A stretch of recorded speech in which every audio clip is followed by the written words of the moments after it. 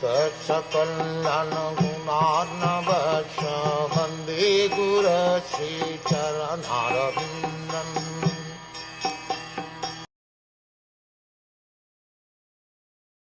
On the battlefield, where Sri Krishna attended Arjun out of friendship, the flowing hair of Lord Krishna turned ashen due to the dust raised by the hoofs of the horses, and because of his labour, beads of sweat wetted his face.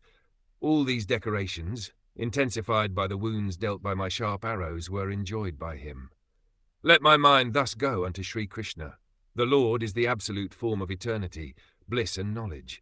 As such, transcendental loving service to the Lord in one of the 5 principal relations, namely Shant, Dasya, Sakya, Vatsalya and Madhurya, i.e. neutrality, servitorship, fraternity, filial affection and conjugal love, is graciously accepted by the Lord when offered to the Lord in genuine love and affection.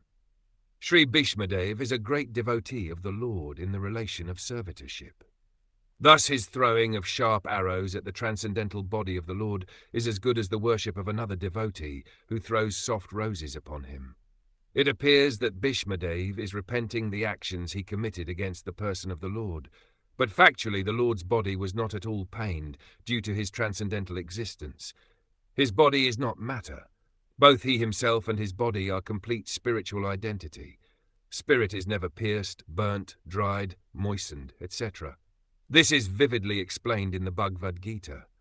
So also it is stated in the Skand Puran. It is said there that spirit is always uncontaminated and indestructible. It cannot be distressed, nor can it be dried up. When Lord Vishnu in his incarnation appears before us, he seems to be like one of the conditioned souls, materially encaged just to bewilder the Asuras or the non-believers who are always alert to kill the Lord, even from the very beginning of his appearance. Kams wanted to kill Krishna, and Ravan wanted to kill Ram, because foolishly they were unaware of the fact that the Lord is never killed, for the spirit is never annihilated. Therefore Bhishmadev's piercing of the body of Lord Krishna is a sort of bewildering problem for the non-devotee atheist, but those who are devotees or liberated souls are not bewildered. Bhishmadev appreciated the all-merciful attitude of the Lord because he did not leave Arjuna alone, although he was disturbed by the sharpened arrows of Bhishmadev, nor was he reluctant to come before Bhishma's deathbed, even though he was ill-treated by him on the battlefield. Bhishma's repentance and the Lord's merciful attitude are both unique in this picture. Sri Vishwanatha Chakravarti Thakur, a great acharya and devotee in the humour of conjugal love with the Lord, remarks very saliently in this regard. He says that the wounds created on the body of the Lord by the sharpened arrows of Bhishmadev were as pleasing to the Lord as the biting of a fiancée who bites the body of the Lord, directed by a strong sense of sex desire. Such biting by the opposite sex is never taken as a sign of enmity, even if there is a wound on the body.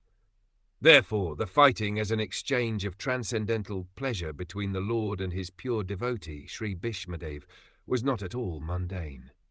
Besides that, since the Lord's body and the Lord are identical, there was no possibility of wounds in the absolute body. The apparent wounds caused by the sharpened arrows are misleading to the common man, but one who has a little absolute knowledge can understand the transcendental exchange in the chivalrous relation. The Lord was perfectly happy with the wounds caused by the sharpened arrows of Bhishmadev. The word Vibhidyaman is significant because the Lord's skin is not different from the Lord. Because our skin is different from our soul, in our case the word Vibhidyaman, or being bruised and cut, would have been quite suitable. Transcendental bliss is of different varieties, and the variety of activities in the mundane world is but a perverted reflection of transcendental bliss. Because everything in the mundane world is qualitatively mundane, it is full of inebrieties, whereas in the absolute realm, because everything is of the same absolute nature, there are varieties of enjoyment without inebriety. The Lord enjoyed the wounds created by his great devotee Bhishmadev, and because Bhishmadev is a devotee in the chivalrous relation, he fixes up his mind on Krishna in that wounded condition.